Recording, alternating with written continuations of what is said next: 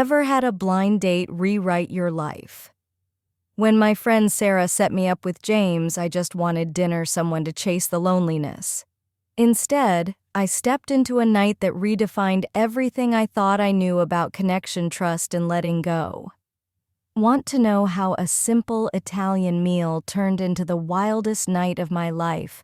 Before I spill what happened when I walked into that apartment, hit like and subscribe. Sometimes the deepest moments come when we're brave enough to say yes to the unexpected. Loneliness is a quiet ache, not sharp like a cut, but a dull hum that never leaves. After my last relationship crashed, that's how I lived month after month in our small Boston loft. I wasn't chasing fireworks or grand passion, just someone to ask about my day and mean it. So when Sarah pushed a blind date, I balked. Meeting a stranger felt wrong, but her enthusiasm wore me down. "He's kind, sharp, funny," she said, eyes bright. "Give him a chance." That's how I ended up at a cozy Italian joint downtown, smoothing my dress nerves jangling. When the door opened, there, he was, dark hair, warm smile, a nervous energy mirroring mine. "Hi, I'm James," he said, extending a hand. We settled in, and Sarah was right. James was easy to talk to, his wit sharp but kind. We laughed over awkward first date stories, bonded over old movies, agreed pineapple on pizza was a crime. The conversation flowed so well, I barely noticed when we finished dessert. For the first time in months, the fog I'd been living in started to lift. As we walked to the car, James hesitated. "I don't want tonight to end," he said, voice soft, earnest. "Want to come back to my place just to keep talking?" Something in his tone, humble, genuine, made me say yes. His apartment was like him, warm, lived in, charmingly imperfect. A stack of books teetered on the coffee table, the faint scent of coffee lingering. What I didn't expect was his roommate. A guy lounged on the couch, looking up from a worn paperback. Taller than James, blonde hair, easy grin. "This must be the blind date," he said. "I'm Nate." James laughed. "He's harmless, I promise." "Define harmless?" Nate teased, voice playful. I chuckled, caught off guard, but charmed by their banter. Nate had a casual allure, complementing James's warmth. We lingered in the living room, talking books, travel, their questionable kitchen wallpaper. Then James nudged me. "Ready for the tour?" I nodded, pulse quickening with excitement and nerves. We stepped into his bedroom, leaving the apartment's hum behind. The room was quiet, bathed in the soft glow of a bedside lamp, faint music drifting from a playlist I couldn't quite make out. It was soothing but charged. James turned to me, his face softening, vulnerable. He took my hand, fingers warm, steady. "I really like tonight," he said, voice low, hesitant, like he needed to know I felt it too. I met his eyes. "Me too." He leaned in, lips brushing mine, tentative at first, then deeper, slower, deliberate. His touch was gentle, but carried a quiet intensity that set my heart racing. For the first time in forever, I felt seen, like every part of me mattered. His breath warmed my cheek, uneven as his lips traced my jaw. My skin tingled, his fingers leaving invisible sparks.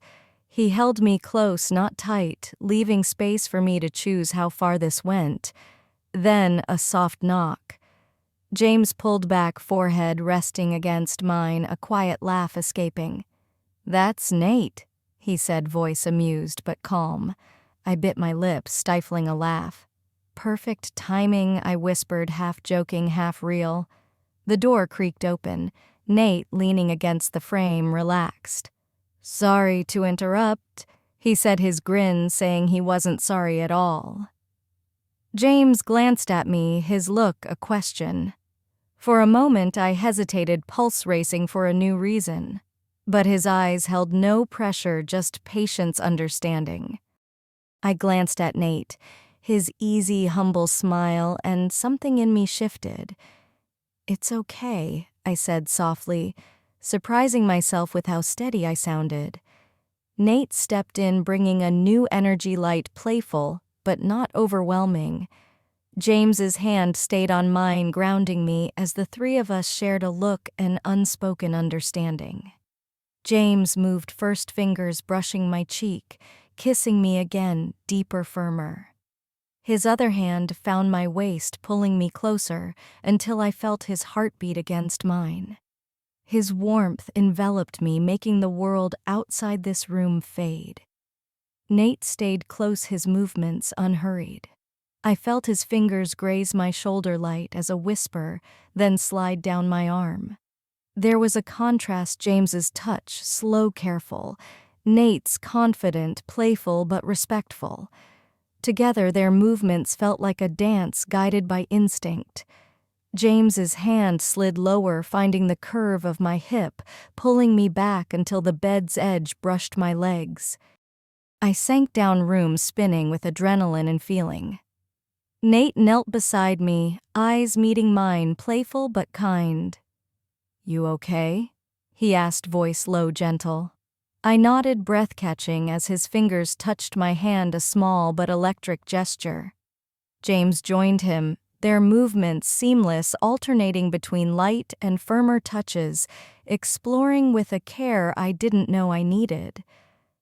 The air grew warmer, charged with something I couldn't name but didn't want to end.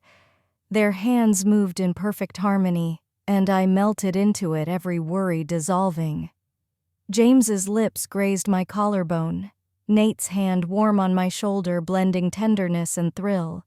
Each touch, each whisper was deliberate, reminding me I was wanted, cherished. Morning came, golden light slipping through the blinds. James's arm rested across my waist, a comforting weight. I stirred, still buzzing from the night before, muscles aching but relaxed. James shifted, eyes opening slowly. "Morning," he said, voice rough with sleep. "Morning," I replied, a shy smile tugging my lips. I slipped out of bed, wrapping myself in a sheet, heading to the kitchen. Nate was there, leaning against the counter, coffee in hand, blonde hair, mussed in an oddly charming way. "Morning," he said, grinning wide. "Morning," I echoed, cheeks warming. James joined us, handing me a steaming coffee, kissing my forehead, his touch as gentle as the night before. Around the table, conversation flowed, laughter teasing easy. The comfort I felt with them was unexpected, undeniable, For the first time in years, I wasn't lonely. The wildest connections come from the least expected moments. Was I wrong to follow my heart that night, to trust a bond bigger than anything I'd known? This might shock some, but sometimes the best moments come when we let go of expectations. Share your thoughts below. Ever had a yes that changed everything? Hit like, subscribe, tap the bell. Sometimes the wildest love stories aren't the ones we plan.